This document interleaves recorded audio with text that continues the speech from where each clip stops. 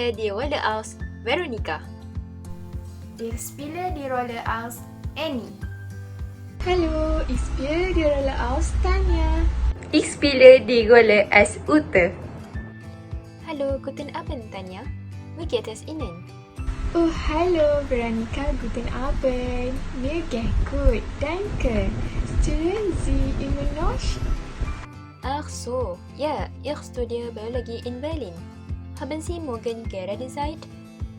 Ach so, ja, ich habe morgen gerade Zeit. Super, gehen wir zusammen morgen vor? Sicher?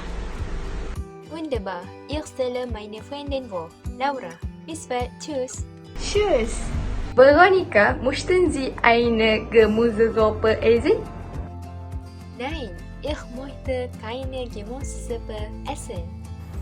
Entschuldigung, ich möchte eine Gemüsesuppe essen. Dankeschön. Bitte schön.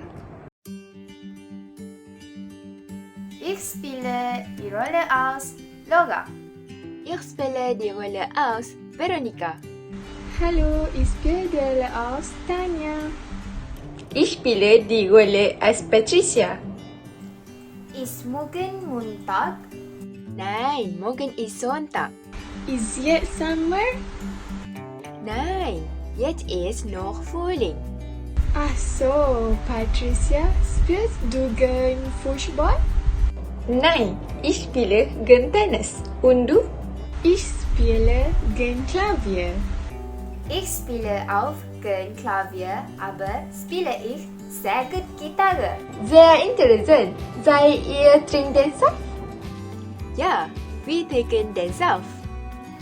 Gehen wir einen Saft trinken? Prima.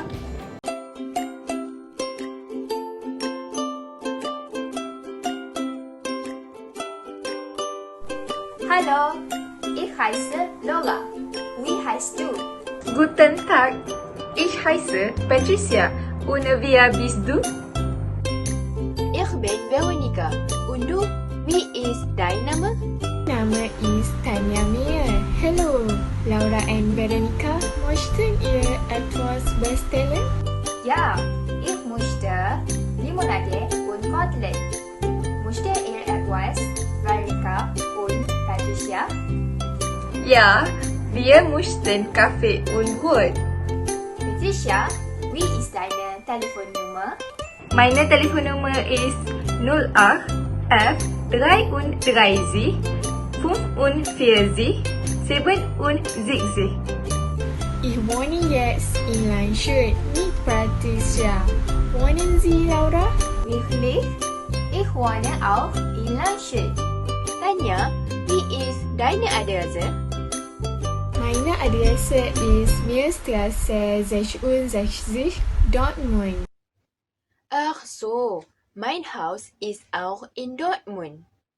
Gut, mein Bruder ist nächsten Monat verheiratet. Ihr seid eingeladen. Ja, sicher. Es tut mir leid, ich kann nicht. Kein Problem, Laura. Ich spiele die Rolle als Patricia. Ich spiele die Rolle aus Tanja. Ich spiele die Rolle als Catherine. Ich spiele die Rolle aus Veronika. Hallo, danke fürs Kommen. Kein Problem. Wer ist die Schwandame? Sie ist meine Mutter, Katrin. Ach so. Wer sind Sie? Sie sind meine Freunde. Sie heißen Tanja und Veronika. Ach so, seid ihr schon verheiratet? Nein, ich bin noch ledig. Ja, ich bin schon verheiratet. Ich habe einen Sohn. Was ist dein Sohnname? Mein Name ist Tim. Ach so, was seid ihr von Beruf? Ich bin Erlstein. Ich bin Sekretärin. Sie haben wunderbar von Beruf. Apropos, sehr angenehm. Danke und Glückwunsch, Frau Katrin. Glückwunsch, Frau Katrin.